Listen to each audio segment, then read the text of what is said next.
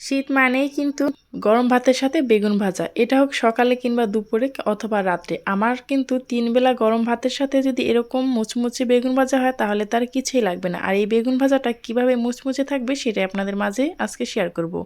আসসালামু আলাইকুম সুপ্রিয় দর্শক, কেমন আছেন সবাই? আশা করি সবাই অনেক ভালো আছেন এবং সুস্থ আছেন।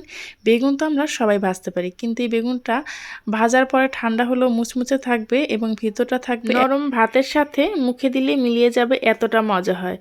তো চলুন দেখে নিই আমি এই ভীষণই মজার বেগুন ভাজাটা কিভাবে তৈরি করলাম।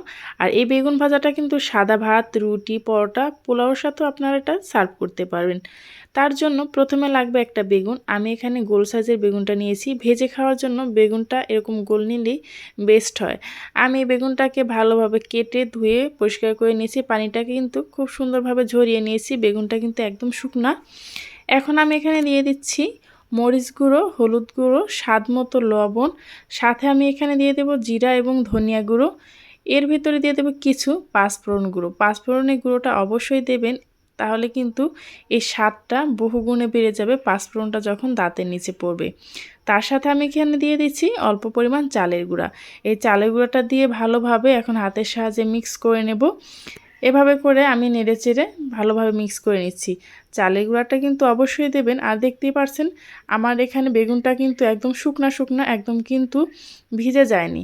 এরকম করে যদি আপনি ভেজে নেন বেগুনটা, তাহলে কিন্তু একদম মুচমুচে হবে, আবার সাথে চালের গুঁড়া আছে।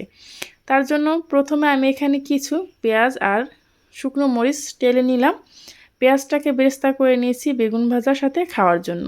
তারপর আমি সে একই তেলে দিয়ে দিচ্ছি বেগুনগুলো এখন আমি মিডিয়াম আঁচে রেখে ভেজে নেব।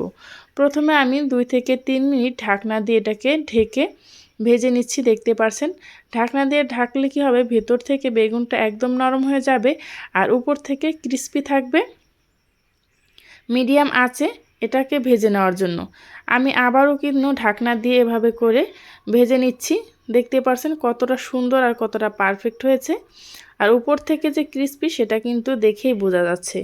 এই তো এভাবে করে আমি ভেজে নিয়েছি। আমার কিন্তু বেগুনগুলো ভাজা হয়ে গেছে। এখন আমি একটি প্লেটে সার্ভ করে নিচ্ছি। আর কতটা মুচমুচে হয়েছে সেটা আপনারা বাসায় তৈরি করলে বুঝতে পারবেন। এখন আমি যে পেঁয়াজগুলোকে বেরেস্তা করে রেখেছিলাম সেটা দিয়ে দিচ্ছি। আর এখানে দিয়ে দিচ্ছি আমি টেলে রাখা মরিচ, সাথে আমি নিয়ে নিচ্ছি কিছু পেঁয়াজ।